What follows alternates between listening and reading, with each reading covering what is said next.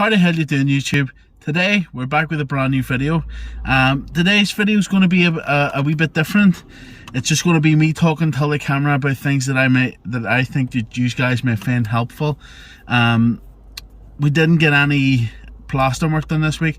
We had some demo jobs, and I didn't get to shoot a plastering video, so this is going to be instead of that. The first thing that I want to talk about in this video is pricing. A lot of first timers, and even a bit of an idea for people who are having plasters come and give them a price for work, sort of what you should be expecting. So everybody prices their work differently. There's a few different ways to price your work, but I'm going to tell you the ones that I use, what I use, and then I'll give you a bit of an idea. So when pricing work, obviously you go tell the job that you're going to do, and then you can do it one of two ways. If you're wanting to go and do site work, which if you're a beginner is not really the best idea, to try to price work for yourself. But say if you were going to do site work, almost all site work, I would maybe guess that all site work will be price per meter.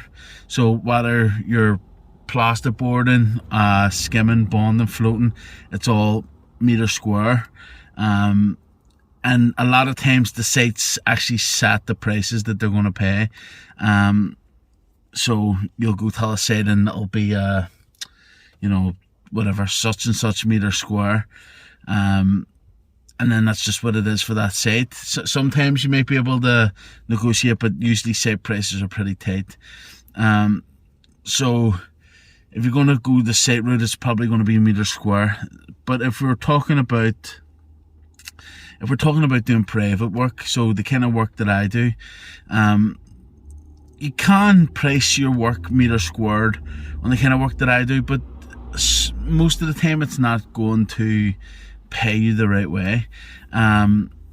So for talk's sake, for example, if you're pricing a meter, for meter square, and you're going to say skim a room, you price it up for meter square, and then you go and say something goes wrong, in which it does, like if you at the wall, you PVA the wall and it gets, the plastic gets a bit soft and falls off and you have to do a bit of bonding, then that's on you. You've only allowed for meter square skim, and then if you're going to have to bond the wall out, that's out of your pocket. Now, don't get me wrong, 90% of the jobs that you go to, you could probably get away with meter square, but I find for private work, it's not really the best. So what I would do would be price the work so per day. So say if you can do this whether you're working on your own or you're working with a labourer or whatever. So I would turn around and tell myself when I go have a look at the job, okay, so me and my apprentice, for the pay to both of us for the day, include your tax, include maintenance for your fan, whatever else, your insurance, all this sort of stuff you have to allow. So say if you think to yourself, okay, say for talk's sake, to pay me in a labourer and then cover insurances and all that sort of stuff is going to be £300 a day. Then you think to yourself, okay, in a day, how much can me and a labourer, me and an apprentice, or me and another plasterer can get done? So say, for talk's sake, I can do about a room a day, just skimming. So I would turn around to the person and say if they're looking at me a full house, then it's a 5-bedroom house, all stars and land is going to be whatever, six days, maybe 7 days to skim it all out. Then you give them the 300 by 7, or whatever your amount of money is. But that's how I would do it. And then obviously when you're boarding or bonding or floating, I do the same thing. work out how much time it's going to take, and then multiply the time in days by the price per day that you charge.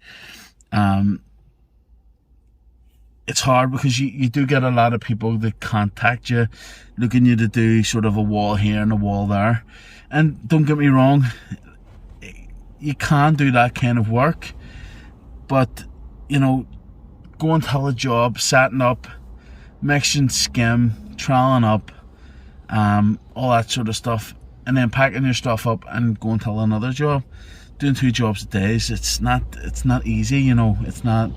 So no matter what, I have a flat day rate, and no matter what you have me coming to do, say if you're looking me to come and patch 2 walls, you get charged a day rate, and that's just the way it is. There's obviously, you're going to lose some work doing that, because there's plasters out there that'll go and work for a lot cheaper, but that's just what I do. A lot of the time, you have to try not to leave yourself short on time. So I always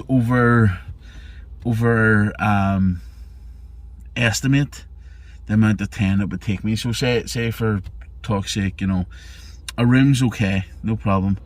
If you're talking about 5 rooms, I would allow an extra day, a room per day plus an extra day. That's what I would sort of advise. Then the only thing other than that would be your materials. Now, obviously material costs are different all over the country.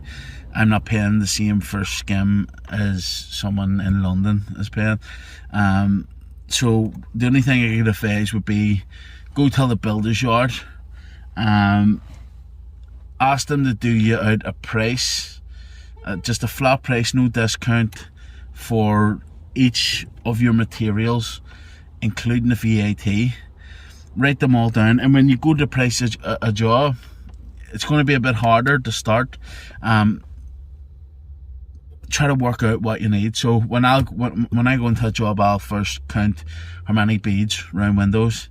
Are the walls bad? I'm going to need the bond first, and then skim. How many skim is it going to take per room? So say I'll work out, say on a standard small to medium size room, it would take between 5 and 6 bags. So you would put 6 bags, and then it would say you had 5 beads, then you get your 5 beads, your PVA, your bonding if you needed, your scrim tape. Add all that up, and then you don't have to do this, but I do it. I'll add 10% on for delivery. Because at the end of the day, I'm the one that's running to the builder's yard, collecting the stuff, and then bring it to the job with me in the mornings or the night before. That's time spent where you're not getting paid for being on site.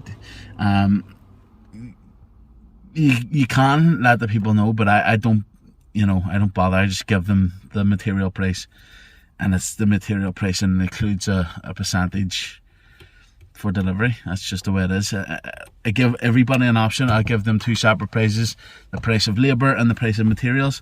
They can choose both or take just the one. But that's basically how I price all my work. If you have any questions, anything that you want answered, feel free, give me a shout, drop a comment. Check out all my social media, my Facebook page, Instagram, all that sort of stuff. Hit me up if you want to ask me anything. Thanks for watching, guys. See you again.